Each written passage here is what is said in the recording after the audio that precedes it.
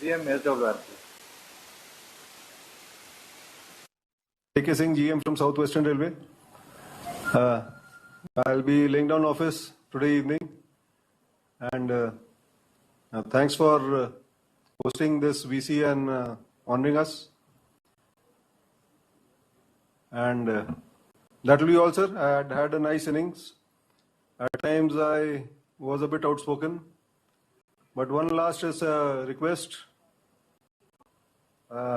If it is possible, the Railway Board and MR can reconsider the decision of TADKs, because that is still hounding on the officers and the people in the zone.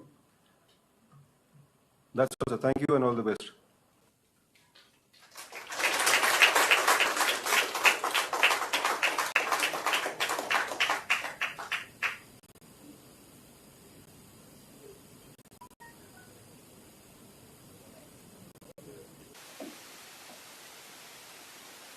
So have you finished? Ji.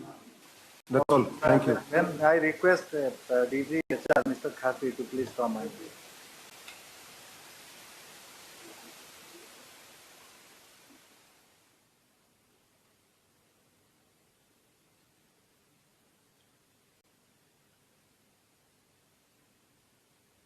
Very good evening to all.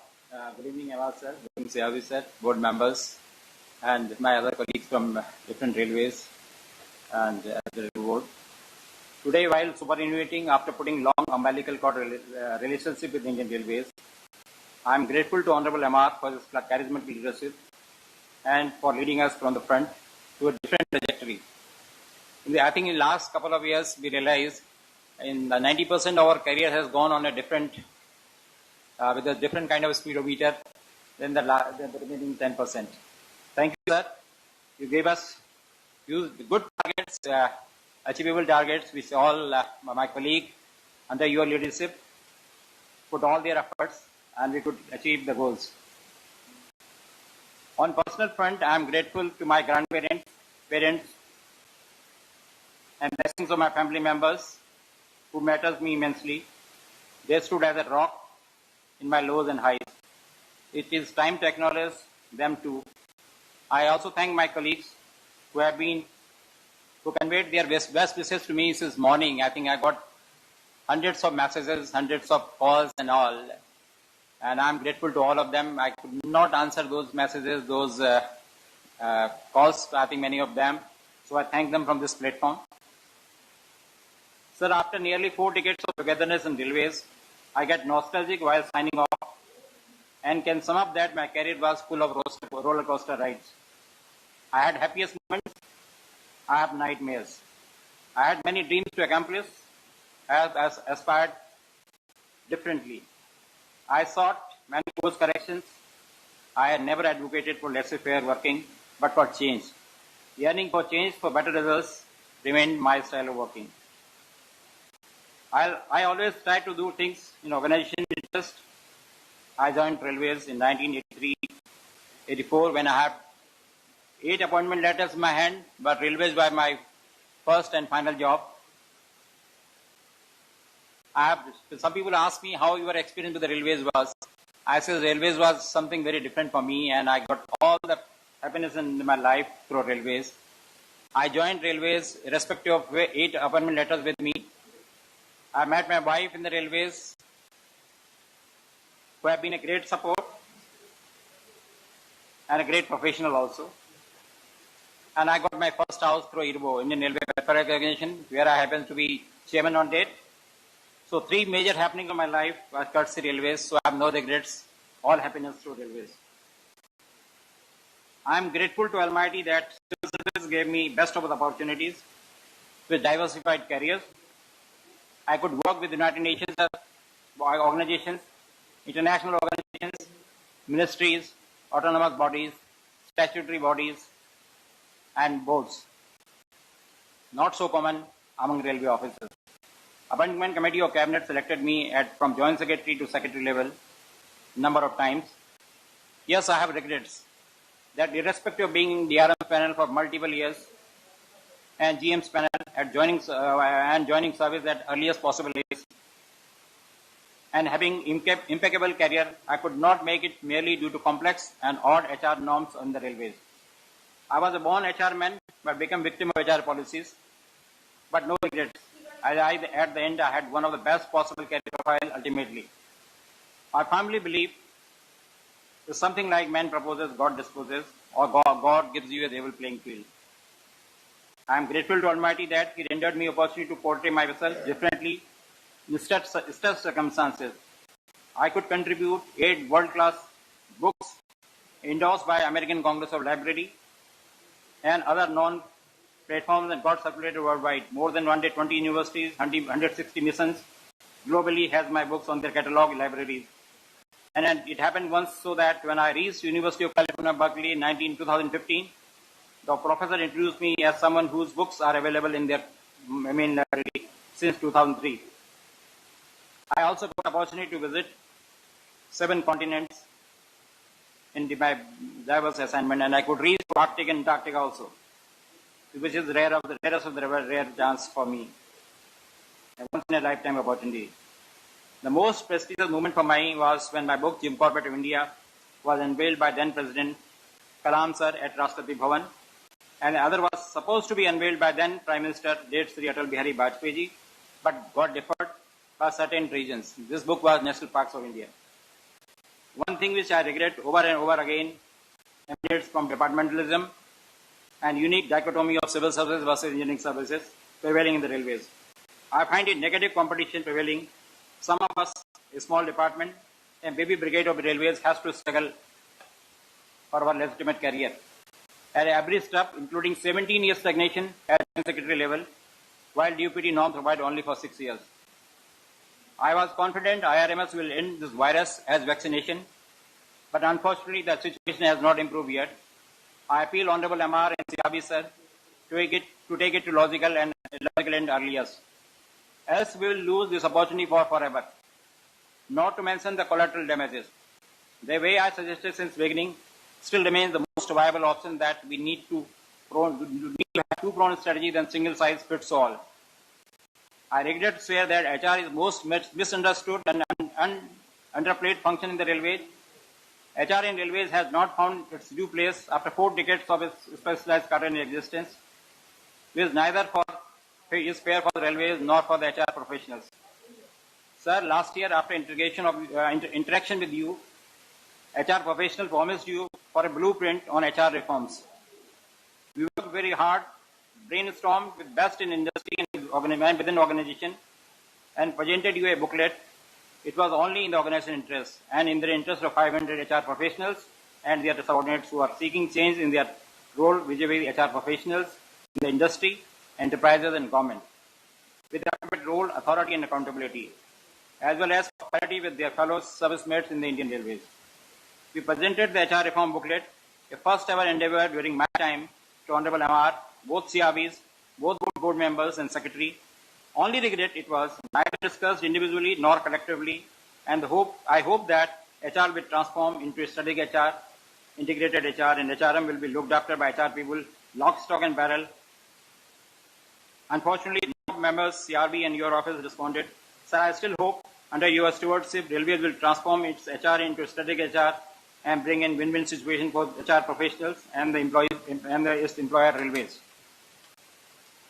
I am genuinely concerned about my fellow officers who, like me, cleared civil services with 99.9 percentile, but are merely used as industrial relation officers and human resource managers. They are with the hypertension, depression, diabetes, and cardiac problems. On the MR, sir, the silver lining is you rightfully summed up earlier that we are mere file pushers. Unfortunately, we continue to remain file pushers, but an aspiring lot. We believe in you, and our hope lies on you. I can convincingly endorse HR professionals in the railways are best pool of officers with best possible academic and professional academic credentials and deserve hand-holding and appropriate place to make miracles. Indian Railways, being biggest employer and highly HR and IR intensive organization, truly deserve a focused, integrated, empowered HR and IR intensive organization. Truly deserve a focused, integrated, empowered HR industrial relation, of course, is their domain, but merely one of activities of their forte. Else, it is a waste of huge resources. HR need to be upgraded as core function, then downgrading with subordinate HR function is the health, safety and security. The recommendations of Railway Reforms Committee, Pay Commissions after Pay Commission and Cadre Restitution Committee are testimony to it. What else to say? Today, while signing off, I humbly request Honorable Amar and worthy CEO to implement these recommendations on HR reforms. Fact prevails, HR need to come out from a paper pusher role in railways, which does not endorse HR specialization. HR functions in current shape has no relation with HR being taught in Ivy League colleges and prestigious management schools in India, including IIMs and ISBs. Railways need to adopt strategic HR and render it its due. Finally, I share my gratitude for letting me grow and deliver in the organization. I will always miss my long journey with Indian Railways. Thank you all for rendering me time to share my thoughts. Look forward for your blessings and wishes. And I retire with following thoughts. I see my retirement as another chance to do new things and be a new version of myself. Seek your blessing and wishes for the same. I get motivated with the following thoughts. Often when you think you are at the end of something, you are at the beginning of something else. This has been said by Fred Rogers. That is, you are never too old to set another goal or to dream a new dream. This is said by C.S. Lewis. Retirement is not the end of the road, it is the beginning of an open highway. In the end, inadvertently, if I have said something which I should not have, I deeply regret for the same, and I seek your wishes and blessings for me, my family, and my future endeavors. And hope whenever our path crosses, we will be able to remember each other and be courteous, and remain a well-wisher for each other and for our organization, Indian Railways. Thanks to you all for your patient hearing and unconditional love and affection you showered on me and my family. I truly owe you all a big thank you.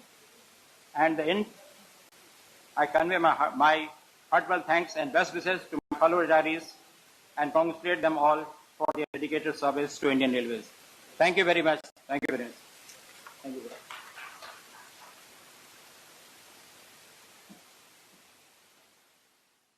Request the Chairman and CEO Railway Board to kindly deliver it.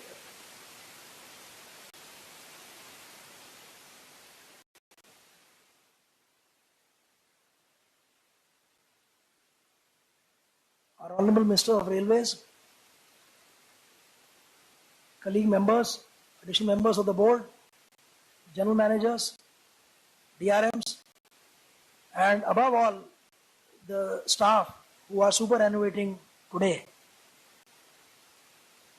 At the outset, I must wish you all the very best, and I must also lay on record our appreciation for the excellent work done by all of you in taking railways to these heights. Railway is now a transformed unit.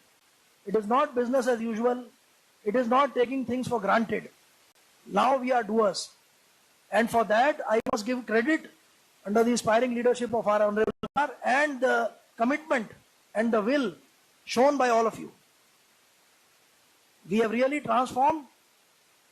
Today is a day when we will probably be loading the highest ever. We already loaded the highest ever. It will be the highest ever loading done on Indian Railways. And for that, and all other achievements that we have had, you and you alone and your team are responsible. You have neglected your family sometimes in the hour of work. You have worked very hard all along in your life, in your career.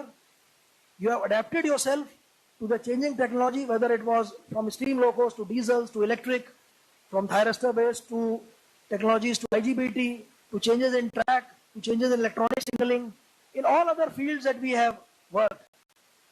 You have adapted yourself, you have committed yourself to the targets laid down by the administration. And to that extent, we are all very grateful and very honored to have such a team with us. I only wish you all the very best, but I also wish for you and your families that they stay healthy, they commit themselves to some work so that you are kept busy, and therefore, please look after your health and your family. Thank you very much.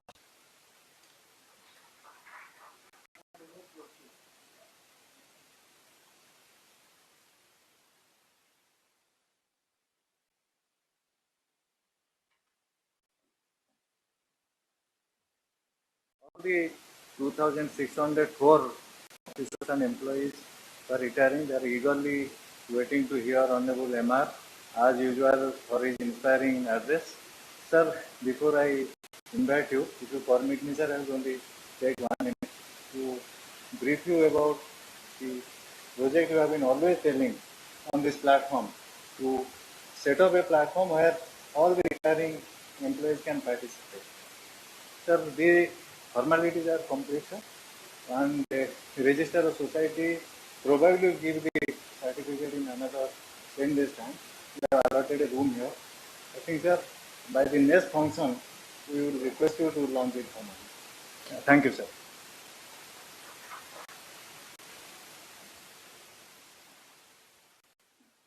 Thank you very much, Chairman and CEO Railway Board, Shri Sumit Sharma ji, for your inspiring leadership ever since you took charge and you complete 3 months today. I think it's been a very, very critical period for the railways, but also a very fruitful and rewarding period in terms of taking the railway forward. And I'm sure that in the days to come, collectively, the entire railway family will achieve extraordinary results for which this entire nation has great expectations from the railways. All my esteemed colleagues from the Railway Board, all senior officials of the Indian Railways, both at the Rail Bhavan Railway Board office and who have joined us through video conferencing, हमारे सभी अधिकारी, कर्मचारी, देश भर में जुड़े हुए सभी रेल परिवार के सम्मानीय सदस्य, आज जो रिटायर होने वाले हैं, ऐसे मिलजुल के लगभग 2614 रेल परिवार के हमारा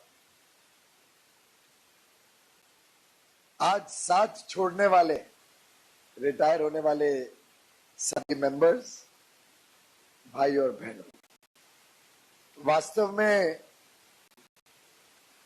रिटायरमेंट फंक्शन में हर बार मिक्स्ड फीलिंग्स तो होती हैं। एक प्रकार से कुछ ना कुछ हम अचीवमेंट्स की भी चर्चा हर फंक्शन में करते हैं, थोड़ी बहुत दुख भी होता है कि हमारे बड़े अच्छे साथी जिन्होंने बहुत बड़ा योगदान दिया रेलवे के प्रगति और रेलवे के काम में, वो सेवानिवृत्त हो रहे हैं और अब हमारे बीच में मीटिंगों में, वीडियो कॉन्फ्रेंसेस में, कई बार नोक झोंक में शामिल नहीं होंगे। लेकिन आज की इस मिक्स फीलिंग्स में मुझे बड़ा आनंद है, जैसा माननीय शर्मा जी ने कहा कि बहुत सारी उपलब्धियां और कोविड कार्यकाल में जब देश और पूरा विश्व कोविड की महामारी से परेशान था, जूझ रहा था, ऐसी कठिन परिस्थितियों में भारतीय रेल ने जिस प्रकार का काम किया, वो सही माने में अद्भुत भी है, सराहनीय है, तारीफ लायक है और मैं समझता हूं ये आप सबका एक सामूहिक अचीवमेंट है, सामूहिक उपलब्धि है, जिसके बारे में आज के दिन तो कम से कम हमने सबने बड़े रूप में खुशी मनानी चाहिए। कई बार कहते हैं कि we lose the woods for the trees, और कुछ मात्रा में आज वो देखने को मिला।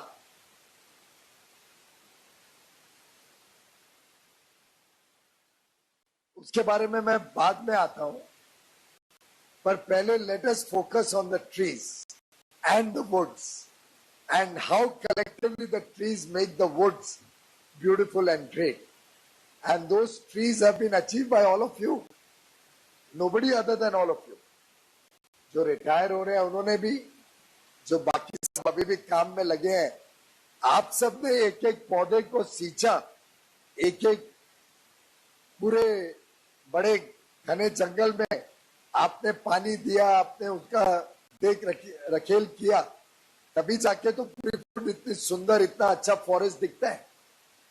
और आज की उपलब्धियां तो हर क्षेत्र में, अभी अभी चेयरमैन ने बताया कि कल तक के आंकड़ों के हिसाब से आप ऑलरेडी 1224 मिलियन टन लोडिंग पे पहुंच चुके हैं, जो आज तक के रेलवे के इतिहास में सबसे अधिक हाईएस्ट एवर फ्रेट लोडिंग। और कोविड की महामारी के समय, जबकि पहले 4 महीने में तो हम 70 मिलियन टन माइनस चल रहे थे पिछले साल के निस्बत। पिछले साल तो 1210 था, तो हम 1210 में भी 70 मिलियन टन पीछे चल रहे थे। उसके बावजूद आपने 1210 को भी ओवरटेक कर लिया, 70 मिलियन भी पूरा रीइंस्टेट कर लिया, अचीव कर लिया। और अब आज की लोडिंग का देश भर में जो उत्साह की खबर अभी तक आ रही है, शायद हम 1230 पे जाके ये एक रिकॉर्ड क्रिएट करेंगे, जिसके लिए मैं तहे दिल से हर देशवासियों की ओर से आप सबको बधाई देता हूं। मार्च में भी जो प्रीवियस बेस्ट था 119.8 मेट्रिक टन, हमने उसको ऑलरेडी क्रॉस कर लिया है। और अनुमान है कि सितंबर से मार्च यानी 7 महीने लगातार भारतीय रेल ने रिकॉर्ड लोडिंग की है हर महीने। तो समझो सितंबर 2020, पिछले जितने सितंबर गए भारतीय रेल में, सबसे अधिक सितंबर 2020, सबसे अधिक अक्टूबर 2020, पुराने सब अक्टूबर के निस्बत। ऐसे लगातार 7 महीने आपने महीने का रिकॉर्ड क्रिएट किया है, तो अपने आप में एक कंसिस्टेंसी दिखाता है। और एक दिखाता है कि कोई ये वन ऑफ फिनोमिना नहीं है, ये एक सोची समझी रणनीति के तहत हुआ है, लोगों का परिश्रम दिया है। और मेरे सामने पूर्णेंदु मिश्रा जी बैठे हैं, मैं कह सकता हूं कि ये traffic department, business operations, business development और ऑपरेशंस की उपलब्धि है, पर मैं ये नहीं कहना चाहता।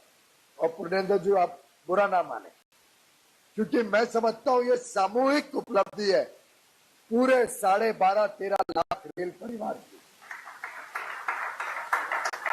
और खाटी साहब, वो विषय में आपका जवाब देने के लिए बाद में आने वाला हूं। और मेरी उम्मीद है कि हम ये इसी कड़ी को अप्रैल ऑनवर्ड्स भी आगे रखें। और ये जो ड्राइव है, ये जो हमारे मन में कमिटमेंट है, हमने जो ठान लिया है, we have to excel in everything we do, उस एक्सेल करने का एक ये प्रतीक है। और मैं चाहूंगा कि हम यही उत्साह आगे भी चलाए रखें और हर रोज, हर हफ्ता, हर महीना और हर साल इसी उत्साह के साथ करें कि वी हैव टू एक्सेल। और पिछले सब कीर्तिमान को हमने पार करना है। ये महीना हर अप्रैल से बेटर होने वाला है। आगे चलते चलते फिर जब सितंबर आएगा, तो हमने सितंबर 20 को भी ब्रेक करना है 21 में। और कोशिश करनी है कि अप्रैल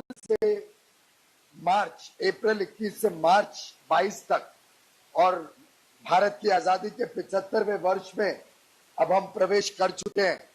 मैं समझता हूं it will be a fitting tribute कि हम हर महीने इस वर्ष भी 12 के 12 महीने हम एक्सेल करें, हर पुराने कीर्तिमान को एक्सीड करें फ्रेट में। और वास्तव में रिटायरमेंट के समय जो हमने अच्छे काम किए होते हैं, जो एक्सेल किया होता है, उसमें संतुष्टि व्यक्त करने का एक मौका मिलता है। और इसके बारे में AK Singh, general manager SWR का जवाब भी मैं बाद में दूंगा। फ्रेट रेवेन्यू में भी हमने पिछले वर्ष से अधिक फ्रेट रेवेन्यू इस वर्ष कलेक्ट किया है, पर मुझे लगता है हमें इसमें अभी और फोकस करने की आवश्यकता है। फ्रेट रेवेन्यू थोड़ा बहुत अपेक्षा से कम रहा है।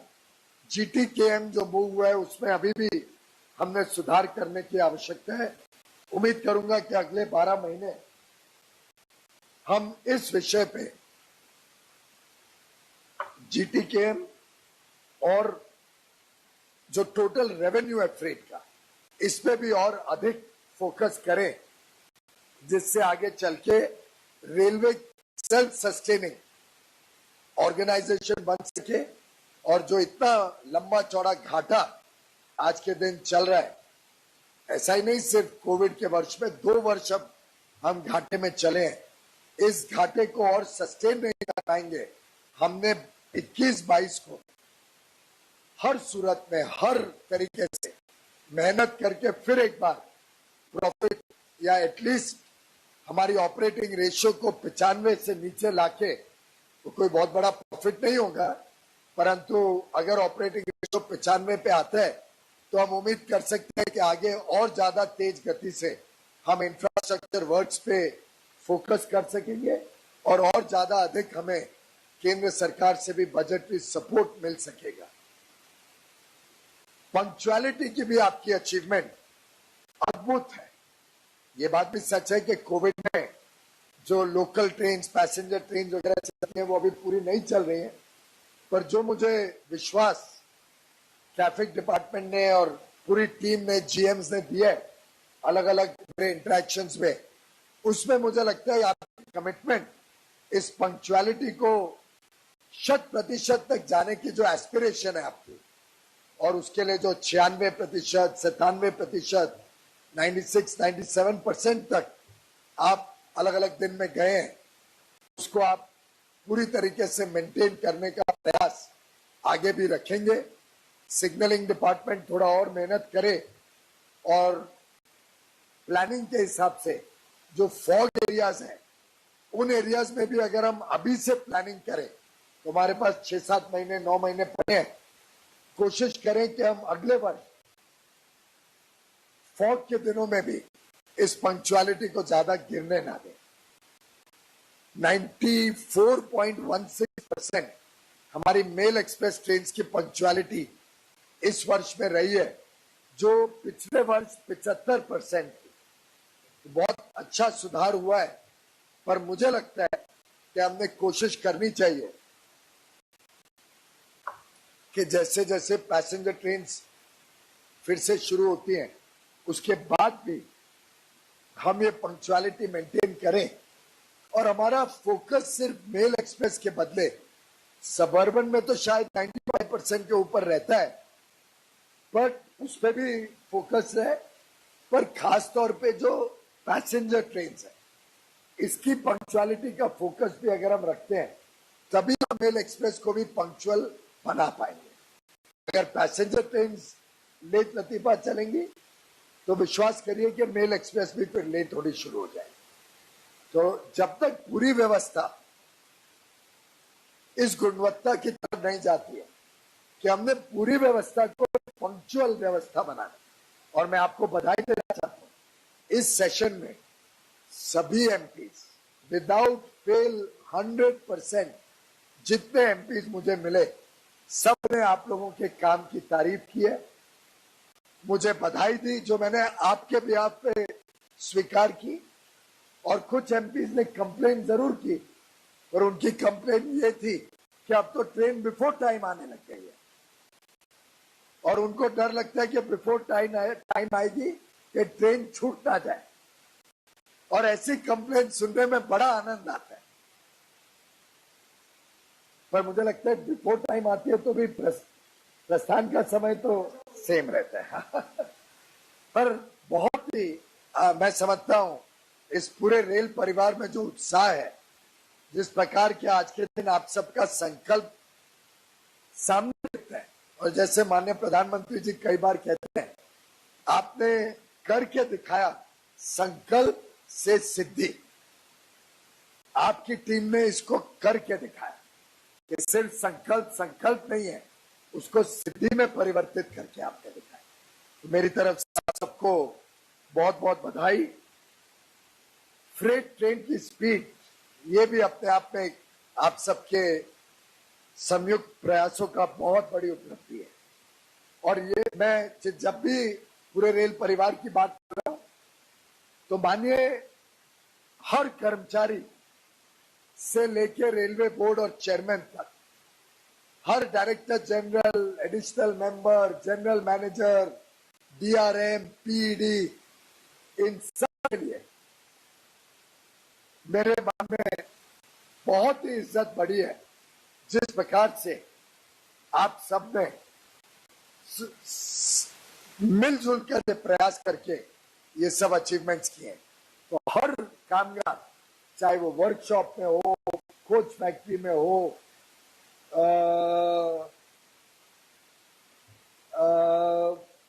ट्रैकमैन हो, ये सभी की कलेक्टिव एफर्ट, कलेक्टिव प्रयासों का आज हम गुणगान कर रहे हैं। फ्रेट ट्रेन की स्पीड पिछले वर्ष 23.2 एवरेज स्पीड थी।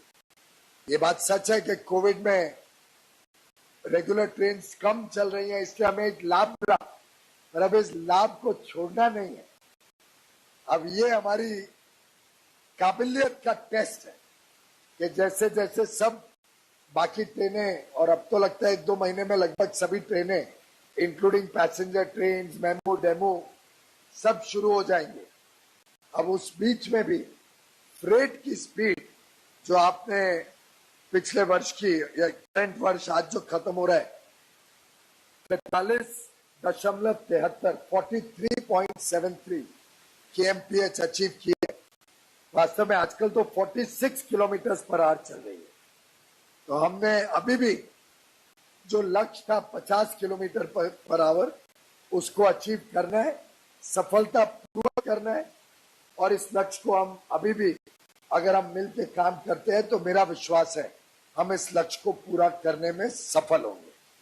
इसमें आप सबसे अनुरोध है, जो आपके गुड शेड्स, प्राइवेट साइडिंग्स हैं, इस सब में जहां जहां विद्युतीकरण करना रह गया है, गुड शेड्स को अपग्रेड करना है, जिसके लिए हमने आपको पूरी छूट दी है, उसको जरा मिशन मोड में किया जाए।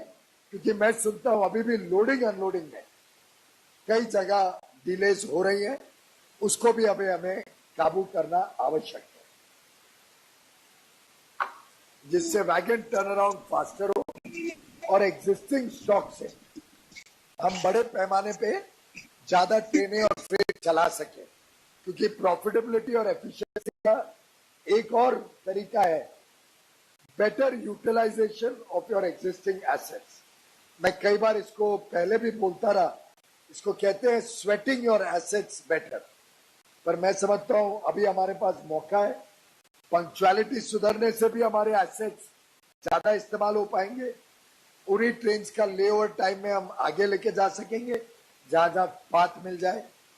वैगन टर्न अराउंड फास्ट होने से फ्रेट बढ़ा सकेंगे। हर तरीके से इसका लाभ तुरंत देखने को मिलेगा। जरूरत पड़ेगी तो हम और डिस्काउंट्स देंगे, जिससे लॉजिस्टिक्स कॉस्ट देश का कम हो, हम अंतर्राष्ट्रीय स्तर पर भी और कंपेटिटिव हो, और रेलवे इस देश का प्रिफर्ड मोड ऑफ ट्रांसपोर्ट बने। हम मॉडल शेयर जो घटते घटते आज 30 के भी नीचे आ गए, फिर एक बार हमें 40-45% तक लेके जाना आवश्यक है। स्क्रैप डिस्पोजल में भी हमने रेलवे के इतिहास में सबसे अधिक स्क्रैप डिस्पोज किया है।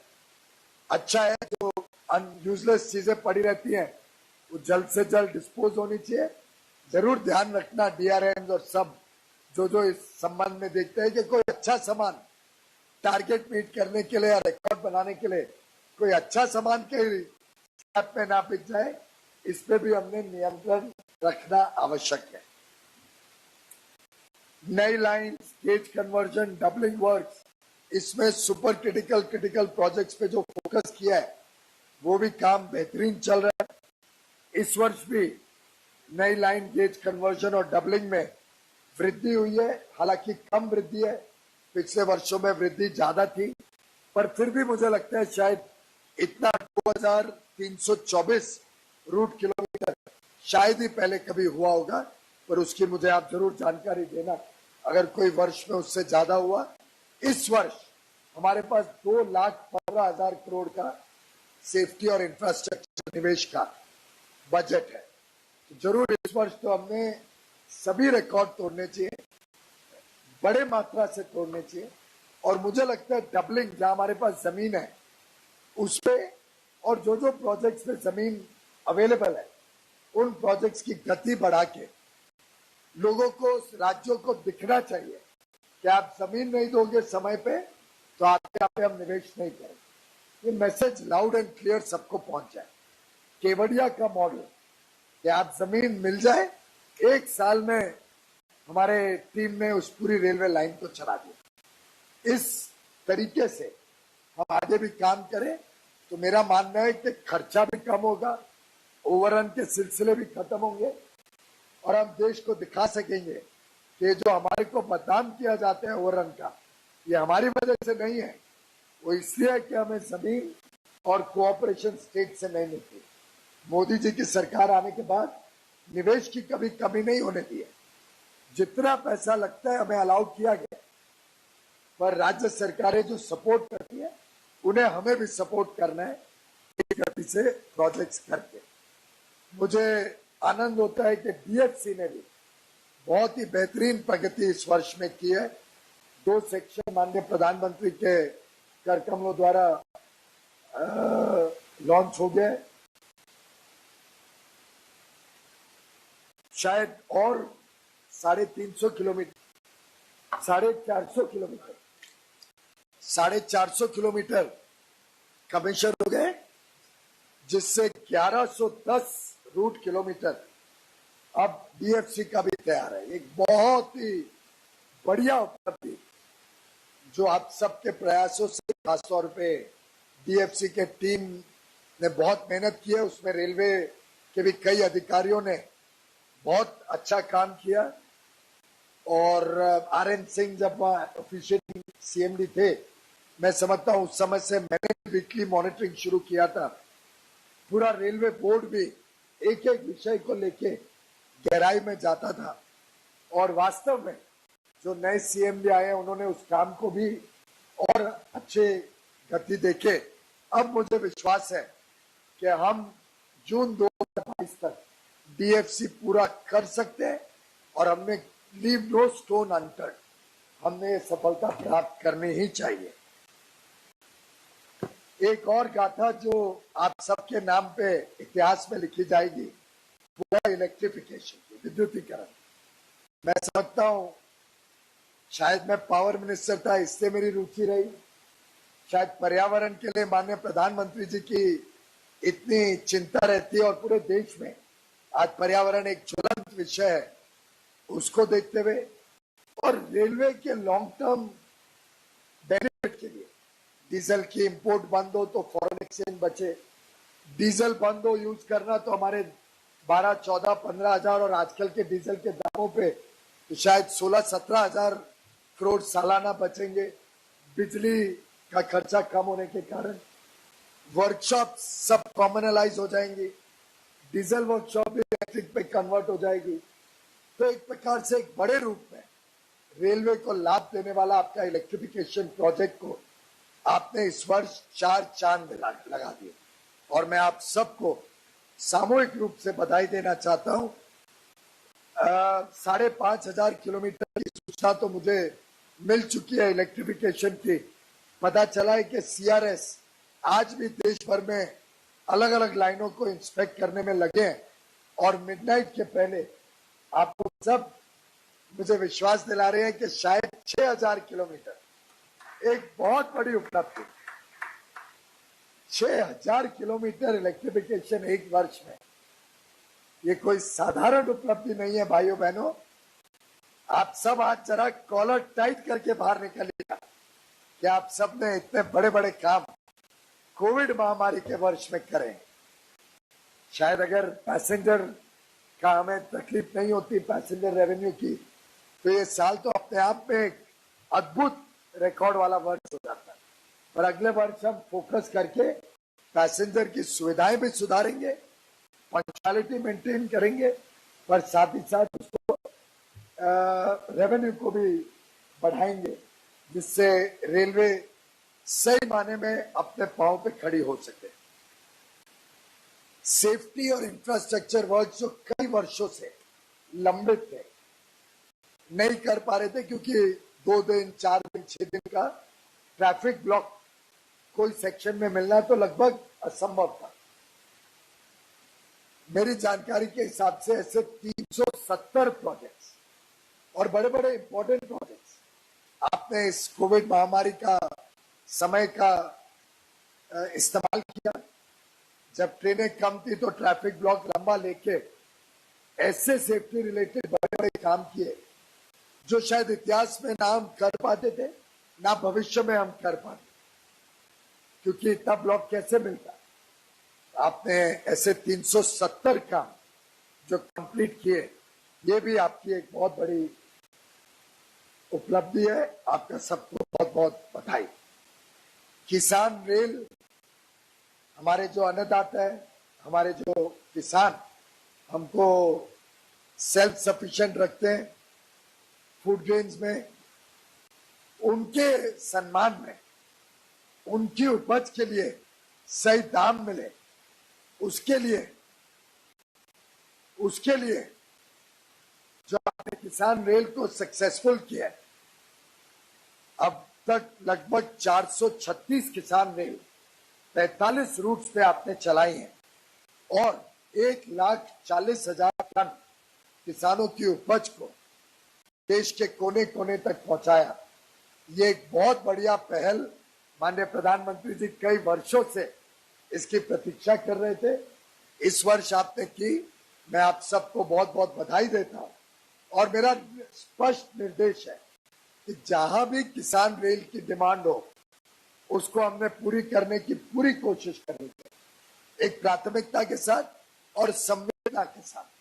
जो हमारे किसान भाई बहनों की जो इस देश को सुरक्षित फूड सिक्योरिटी देने का जो इतना बड़ा योगदान है, जिस प्रकार से हम सबके घर में दूध, फल, सब्जियां, अनाज, इस सब के लिए हमारे किसानों द्वारा कभी कमी नहीं होने दी जाती है, उस सम्मान में किसान रेल को हम आगे भी बहुत बड़े रूप में प्राथमिकता दें। श्रमिक स्पेशल की गाथा हमने कई बार चर्चा कर ली है। 1-2 इंसिडेंट्स को मैं मानता हूं आउट ऑफ प्रोपोर्शन ब्लो किया गया। वास्तव में हमारे रेल कर्मचारियों ने महामारी के खौफ और डर के बावजूद जो सेवा कार्य किया हमारे प्रवासी मजदूरों के लिए, 4,615 श्रमिक स्पेशल चले, 63 लाख तो रिकॉर्डेड पैसेंजर्स थे मुझे लगता है, और कई ज्यादा लोग जो लोकल ट्रेन उस समय चलाई, उसमें कई और लोगों ने लाभ लिया। जैसे झांसी से हम बिहार ले जाते थे, गोरखपुर ले जाते थे। मुझे लगता है कि ये भी अपने आप में एक बहुत ही संवेदनशील काम आपने किया, जिसके लिए देश आपका कृतज्ञ है। आखिर मैंने ये बात कई बार कई फोरम्स पे, उल्टे कल मेरी चुनावी सभा में भी खड़गपुर में इस बात को रखा था कि मेरे पास एक भी रेलवे सदस्य का इंसिडेंट नहीं है जिसने कहा होगा कि मुझे डर लगता है मेरे परिवार वालों का। पर जब ड्यूटी ने कॉल किया तो लगातार कोविड के दिनों में ड्यूटी की। श्रमिक स्पेशल में हमारे आरपीएफ के जवानों ने सुरक्षा हर खोज में दी। आखिर इनके भी परिवार है, इनको भी डर लगता है। जो खाना पीना पहुंचाते थे, पानी पहुंचाते थे, उनको भी परिवार है, उनको भी डर लगता है। Loco pilot, trackman, station master, पूरा हमारो रेल परिवार एक फौज की तरह देश की जरूरत को पूरी करने के लिए जो उतर आया, साधारणतः उसका मुहावरा है सड़क पे उतर आया, और हम कह सकते हैं ट्रैक पे उतर आए। मैं समझता हूं अपने आप में आपने एक बहुत पुण्य का काम किया, जिसके लिए मैं आप सबका धन्यवाद देना चाहता हूं। इसी दौरान 1619 पुरानी आईसीएफ कोचेस जो शायद किसी काम की नहीं थी, स्क्रैप होती, उसको एनएमजी कोचेस में आपने कन्वर्ट करके, और ये लगभग 5 गुना फिगर है पिछले वर्ष के लिए, 5 गुना। आपने एक प्रकार से, हमने ऑटोमोबाइल लोडिंग के लिए और ऑटोमोबाइल ट्रांसपोर्ट का एक नया अध्याय रेलवे में शुरू किया है। मैं आप सबको बधाई देता हूं। ऑटोमोबाइल लोडिंग 90% बढ़ी है, और मुझे लगता है अगर हम अभी भी उनसे बातचीत करें, सब ऑटो कंपनीज को एक साइडिंग बना दें, विचार किया जा सकता है हम बनाएं, वो बनाएं, मिलके बनाएं, पर अगर हम साइडिंग, इलेक्ट्रिफाइड साइडिंग बना दें, तो मुझे लगता है ये आंकड़ा और अधिक बढ़ सकता है। क्योंकि फिर ट्रक में लाना, फिर ट्रेन में लोड करना, और हमारे गुडशेड्स की हालत देख के थोड़ी नई गाड़ियों को लाने में डरते भी हैं ऑटो कंपनी, और उन्हीं की फैक्ट्री में लोड हो और उनके लिए स्पेशल फैसिलिटी हो अनलोडिंग की, तो मैं समझता हूं उसका भी एक बड़ा स्कोप मुझे दिखता है। Road over bridges, track renewal, हर चीज में वृद्धि हुई है। ट्रैक रिन्यूअल तो 5505 किलोमीटर, यानी एक तरीके से सेफ्टी के लिए एक बहुत अच्छा संदेश के सेफ्टी हम प्राथमिकता देते हैं। सेक्शनल स्पीड इंक्रीज भी लगभग 12,000 रूट किलोमीटर में इस वर्ष हुई है, कंपेयर टू 5,670 पिछले वर्ष। ये नॉर्मली 110 से 130 और 90 या 100 से 110 की उपलब्धि आपने की है। साथ ही साथ लूप लाइन की स्पीड भी 3,885 किलोमीटर पर बढ़ी है। कई सारे और विषय मेरे सामने हैं, पर मैं इस बात को इधर विराम देता हूं, ये कह के कि आज आप सब अपने कामों पे संतुष्टि ले सकते हैं, गौरव ले कर सकते हैं, पर साथ ही साथ इस गौरव, इस खुशी के साथ हमने प्रतिज्ञा लेनी चाहिए, हमने संकल्प लेना चाहिए कि हम जिस काम में जुटे हैं, ये नौकरी भी है, हमारा घर भी चलाती है, काम है, लेकिन सेवा कार्य भी है। आखिर सरकार इसको अगर एक यूटिलिटी के रूप में चला रही, और मैंने तो कई बार ये बात रिपीट की है, पार्लियामेंट में भी की है और अभी भी कर रहा हूं, कि रेलवे सरकारी उपक्रम है, भारत सरकार की है, और हमेशा इसकी मालकियत भारत सरकार की ही रहेगी। कोई सवाल नहीं है इसको प्राइवेटाइज करने का। हमारी जो निवेश की जरूरत है, जो अनुमानित 50 लाख करोड़ रुपए की जरूरत, निवेश की आवश्यकता है, जिससे रेलवे और ज्यादा वृद्धि कर सके, वो पूरा शायद हम सरकारी खजाने से या रेलवे के खर्चे से ना कर पाए। उसके लिए हम पब्लिक प्राइवेट पार्टनरशिप इनवाइट करें, dedicated freight corridors, high speed railway system, नई अच्छी विश्व स्तरीय ट्रेनें, गुड शेड्स को अच्छा बनाना, स्टेशंस को अच्छा बनाना, इन सब चीजों में अगर हम पब्लिक प्राइवेट पार्टनरशिप में प्रोजेक्ट करते हैं तो एक कोई प्राइवेटाइजेशन नहीं है, ये हमारे को पैसा उपलब्ध कराते हैं, हमारे पास नई टेक्नोलॉजी लाते हैं, हमारे काम को और सुविधाजनक बनाते हैं। जो सेवा हम देश की कर रहे हैं, चाहे वो यात्रियों की हो, चाहे मालगाड़ियों के माध्यम से, उसको और अच्छा बनाते हैं। इसमें तो किसी को कोई इतराज नहीं होना चाहिए। पर मैं कई बार कह चुका हूं, आज आप सबके समक्ष फिर दोहराना चाहता हूं कि रेलवे को प्राइवेटाइज करने का कोई प्रस्ताव नहीं है, कोई इस विषय में चर्चा नहीं है, कोई संभावना नहीं है। और अगर कोई आपको कुछ ऐसी बात बोले तो पूरी तरीके से झूठ है, आपको गुमराह करने की कोशिश की जा रही है। और आप सब इस बात को अपने नीचे सभी रेल परिवार में भी बताएं कि रेलवे के प्राइवेटाइजेशन का कोई सवाल नहीं है। ये देश की संपत्ति है, देश की जनता की संपत्ति है।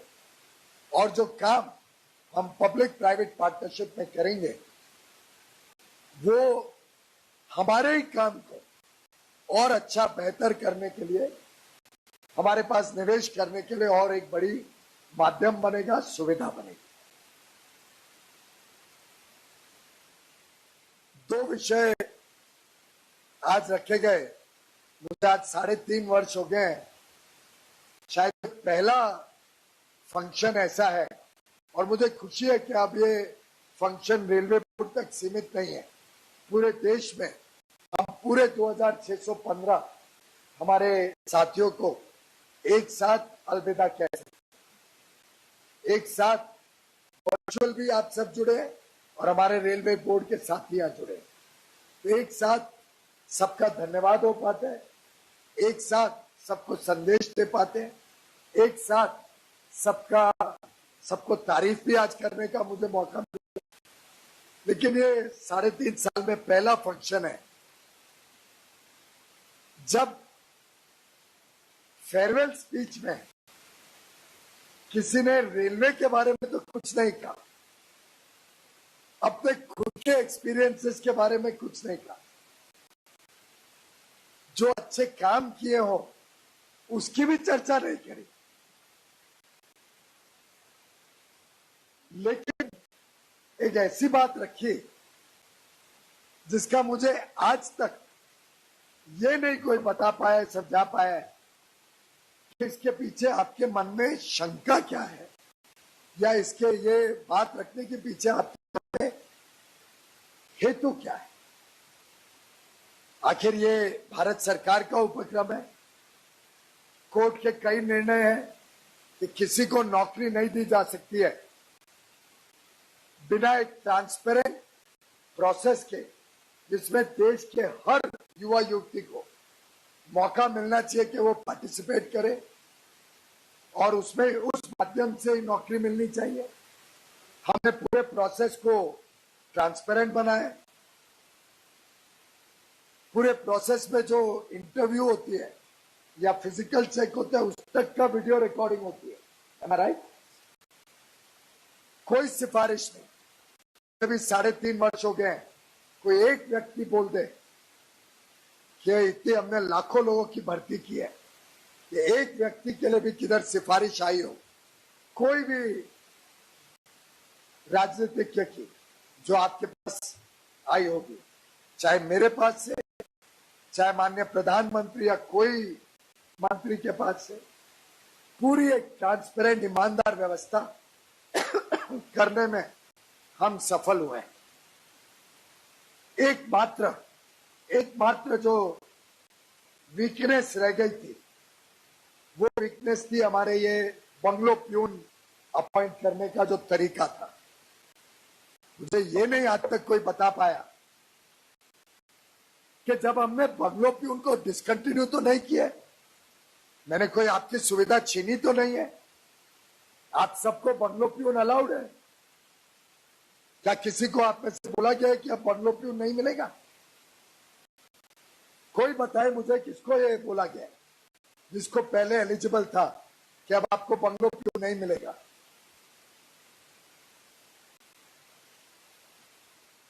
जीएम एनसीआर आप क्या कर रहे हैं? जीएम एनसीआर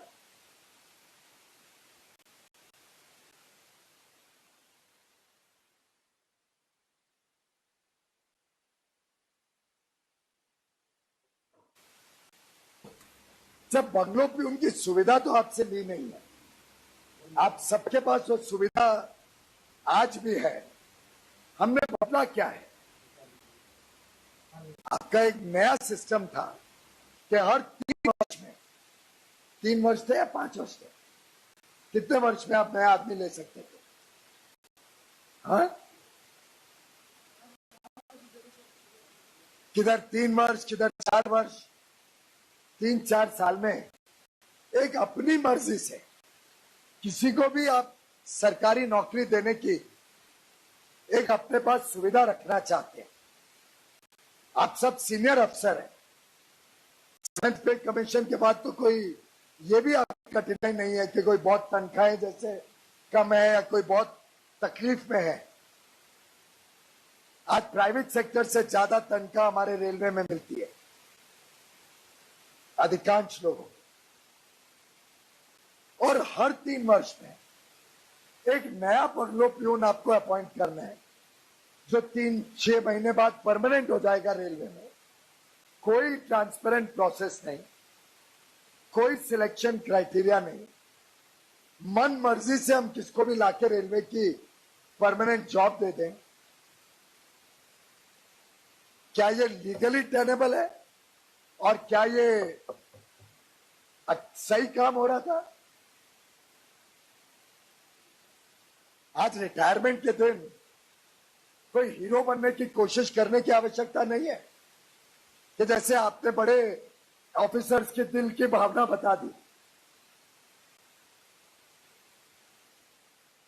ऑफिसर्स भी अपने अंतर्गिरोह में देखें कितने लोग तकलीफ में आज के दिन चल रहे हैं, कितने युवा युवती परेशान हैं। करोड़ लोग बैठते हैं एग्जाम के लिए उम्मीदों से। कोई मुझे बताए कि आप सिलेक्ट क्यों करना चाहते हो आउट ऑफ टर्न हर 3 साल किसी व्यक्ति को। कोई पूछ सकता है आपको कि आप क्या इसके पीछे हेतु क्या है? आज सरकारी परमानेंट जॉब आप ऑफर करो तो हम सब जानते हैं कि उसके पीछे क्या क्या गलत चीजें होती थी, कितने सारे स्कैंडल हुए हैं पहले। बड़े बड़े नेता जेल गए हैं इसके लिए, अधिकारी जेल गए हैं इसके लिए। मुझे कोई बताए कि हमने हजारों लोगों को ऐसे नौकरी दी है गत इतने वर्षों में। सब है ना रेलवे में, अब ले लो उसमें से, रखो अपने घर पे बंगलो प्यून करके। मेरे दफ्तर के बाहर 50 लोग खड़े हैं, इसमें से सिलेक्ट करके ले जाओ। इतने एमपीएसएस जिस जीएम के ऑफिस में मैं गया हूं, अफसरों से ज्यादा एमपीएसएस है। आखिर रेलवे के पास कोई भंडार नहीं है कि आसमान से पैसा आता रहेगा और हम खर्चे करते रहेंगे, आउटसोर्सिंग करते रहेंगे। हर मीटिंग में मैं कहता हूं आउटसोर्सिंग कम करो, खर्चा बचाओ। हमारे राघवैया जी और शिव गोपाल मिश्रा दोनों यूनियन लीडर ने मुझे चिट्ठी लिखी है। मैं तो उनका धन्यवाद करूंगा कि यहां वर्कर के यूनियन लीडर तक कहते हैं कि आप आउटसोर्सिंग का खर्चा कम करो, हमारे वर्कर और मेहनत करेंगे और आपको आउटपुट देंगे। और यहां इतने सीनियर अफसर चाहते हैं कि आउटसोर्सिंग में हमको कॉन्ट्रैक्ट पे और जरा लोगों को भर्ती करने दो। आपने अपने 15-20 साल के सीनियर ऑफिसर के जीवन में 5-6 लोगों को दी होगी नौकरी, ले लो उसमें से कोई, आपका ही चुना हुआ है। इतना दुख हो रहा है कि कहा आज हर्ष और उल्लास का दिन था, इतनी सारी उपलब्धियां। और मेरे जीवन का पहला अनुभव है कि रिटायरमेंट पे आदमी अपनी गुणगान गाते हैं, अपने अनुभव बताते हैं। एक खुशी होती है कि मेरी वजह से आज भारतीय रेल के इतनी सारी उपलब्धि ना भूतो, भविष्य में तो हम इससे अच्छा करेंगे। और खाती साहब माफ करिएगा, बुरा मत मानिए, मैंने आपको डीजी एचआर की नियुक्ति करी थी। आप भूल रहे हैं कितनी बार आप मेरे पास आए थे। इससे नहीं करी थी कि कोई आपका मेरा रिश्ता है, इसलिए करी थी क्योंकि आप कॉम्पिटेंट थे, आप में क्षमताएं थी, आप एलिजिबल थे, हर प्रकार से सूटेबल थे। और हमने कोशिश की है ट्रांसपेरेंसी सब अपॉइंटमेंट्स में लाने के लिए। पहले रेलवे बोर्ड में कौन आता था? दिल्ली के वही अफसर, नॉर्दर्न रेलवे, रेलवे बोर्ड, कोई पीएसयू, नॉर्दर्न रेलवे, यहीं घूमते रहते, देश भर में मौका ही नहीं मिलता। हमने शुरू किया कि एडवर्टाइज करेंगे, सब लोग अपना अप्लाई कर सके रेलवे बोर्ड आने के लिए, सबको मौका मिले, मे द बेस्ट मैन कम। परंतु ये आपको कहां से आ गया खाती साहब कि एचआर फंक्शन सिर्फ एचआर का ही व्यक्ति कर सकता है? मैं तो कोई एचआर का व्यक्ति नहीं हूं, तो फिर तो मैं तो ना इंजीनियर हूं, and neither an engineer nor some HR expert. I don't understand tracks. I don't understand coach manufacturing or workshops. फिर तो सबसे पहले मुझे ही शायद गलत चुना गया यहां पे।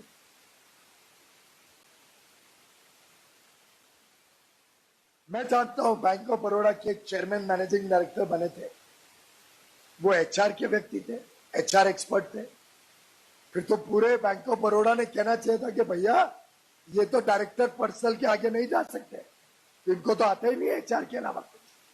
मतलब आप जितने एचआर के हमारे कर्मचारी हैं उन सबका चेयरमैन बनने का ख्वाब ही खत्म कर दोगे? ये चाहते हो आप? फिर एक बार बांटना चाहते हो रेलवे को? बड़ी मुश्किल से आज रेलवे में एक भावना बनी है कि हम एक परिवार, और ये बनाने में आप सबने मेरा सहयोग किया। हमने इस पे लगभग ऑलमोस्ट वोटिंग रेफरेंडम किया, पीछे थोड़ी कुतर हुई, लेकिन अधिकांश लोगों ने इसकी सहमति दी थी, उसके बाद ही मूव किया। पहले 2 बार नहीं कर पाया था, पूरी आम सहमति नहीं बनी थी। फिर भी कोशिश हर तरीके से हो रही है, सबके साथ न्याय हो, किसके साथ अन्याय नहीं। मुझे अभी भी याद है, जीएम आए थे मेरे पास, जिनका अगर ये व्यवस्थाएं नहीं बदलती तो लॉजिकल वे में जो आपका पुराना सिस्टम था सीनियरिटी से, वो चेयरमैन रेलवे बोर्ड बनते।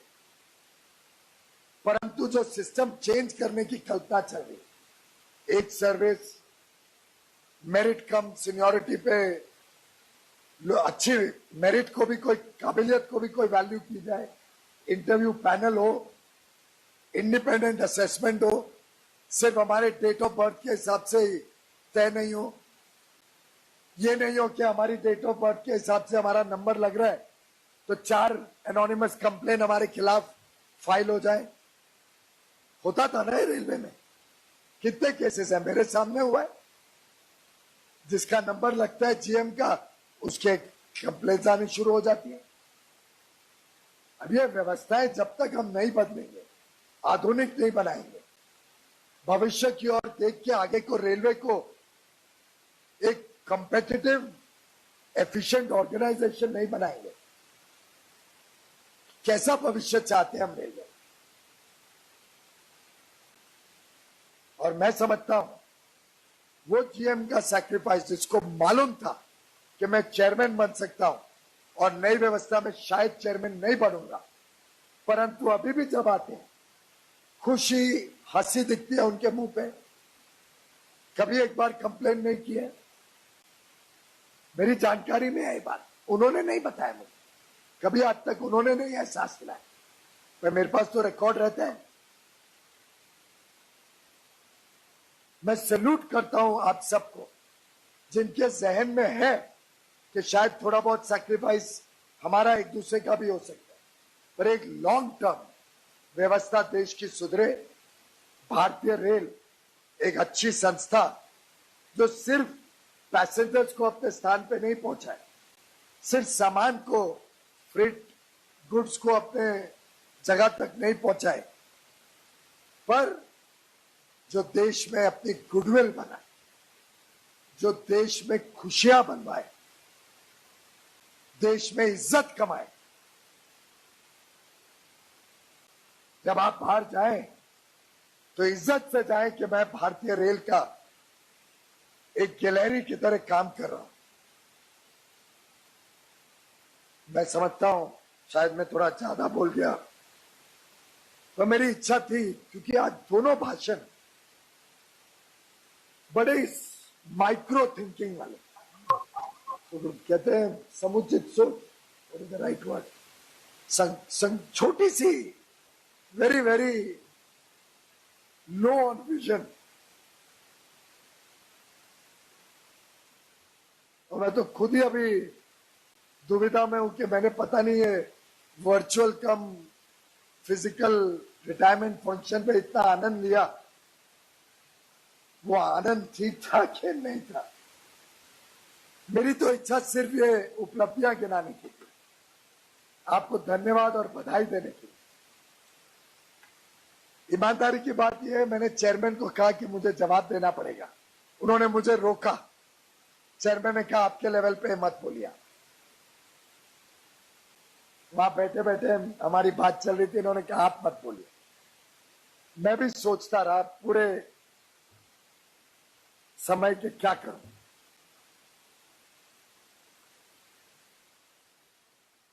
ये व्यक्ति के ऊपर कोई टिप्पणी नहीं है, कोई अन्यथा मत ले। खाती जी के साथ मैंने इतना काम किया है, AK सिंह के साथ मेरा लंबे अरसे तक पूरे लगभग 3.5 साल हमारी टॉप मैनेजमेंट टीम में थे। पर मैं आप सबको अपील कर रहा हूं, थोड़ा रिफ्लेक्ट करिए, सोचिए किस दिशा में हम इस देश को आगे देखना चाहते हैं और क्या उस दिशा के साथ जो माननीय प्रधानमंत्री जी का सपना है भारत को विश्व गुरु बनाने का, क्या भारतीय रेल उस सपने के साथ अपने आप को जोड़ पा रही है, या हम अभी भी छोटी छोटी अपनी चीजों में ही बंधन में ही बैठे रहेंगे। I leave this as food for thought. उम्मीद करूंगा कि थोड़ा आप सब रिफ्लेक्ट करें। किसको कोई मेरी बात अच्छी नहीं लगी हो तो मैं क्षमा प्रार्थी हूं, क्षमा मांगता हूं। कोई द्वेष की भावना से नहीं किया, और बड़े खुले मन से इससे नाम लेके बोला है कि किसको ये ना लगे कि मैं टॉन्ट कर रहा हूं। मैं अपनी पीड़ा सुना, बस मेरी खुशी भी सुना दी और मेरी पीड़ा भी आप सबके समक्ष है। अब आप तय करिए कि नए भारत को बनाने के लिए हम बड़ी बड़ी ब्रोशर्स बनाते हैं, न्यू रेलवे, न्यू इंडिया। क्या उस न्यू इंडिया के साथ भारतीय रेल कंटेम्पररी रहेगा या नहीं रहेगा, ये आप लोग तय करिए। I leave it to you. जो आज रिटायर हो रहे हैं उनके बारे में मैं ज्यादा बोल नहीं पाया, पर आप सबकी सेवाओं के लिए तहे दिल से बहुत बहुत आभार, धन्यवाद। आपकी सेवाओं के लिए आपको बधाई। उम्मीद करूंगा आपके आगे का जीवन भी बहुत ही खुशियों भरा हो, बहुत ही सेटिस्फाइंग हो। देश की सेवा अवश्य करते रहिएगा। साथ ही साथ कोविड अभी खत्म नहीं हुआ है, मैं उम्मीद करता हूं हम सब उसकी प्रिकॉशंस पूरी तरीके से ले रहे हैं। मास्क 24 घंटे पहने रखें और हमारे आसपास भी सबको प्रोत्साहित करें कि कोविड महामारी ने फिर से एक सेकेंड वेव लिया है। हम और प्रिकॉशन जितने ले सके लिए जाए। सैनिटाइज करें दफ्तरों को regularly, periodically. Train station, train सब पे साफ सुथरा माहौल रहे। इसी के साथ साथ वैक्सीनेशन कल से 45 एंड अबव हो गए। मुझे लगता है लाखों रेलवे के कर्मचारी एलिजिबल हो गए। हमारे जितने सेंटर्स हैं जहां वैक्सीनेशन हो सकता है, अगर अभी अप्रूव नहीं है तो उनको अप्रूव करवाइए। और 100 की लिमिट नहीं है, जरूरत पड़े तो 24 घंटे चालू रखिए। 12 घंटे तो अलाउड ही है 9 से 9। पूछ लो हेल्थ मिनिस्ट्री से, 24 घंटे चालू रखिए। पर जल्द से जल्द 45 एंड अबव हम हमारे रेलवे में और हमारे परिवार में सबको वैक्सीनेट करा ले। अगले चरण में और छूट दी जाएगी, जिससे मुझे लगता है साधारणतः सभी लोगों को मिल जाएगा। पर आप सबसे प्रार्थना है कि आप जरूर वैक्सीनेट कराएं और अपने परिवारजनों और सबको भी सेफ रखें। God bless all of you, God bless Indian railways, and let us all work with that spirit of oneness togetherness. Because only when we are together as one family, we can achieve such extraordinary results. बहुत बहुत धन्यवाद. Thank you.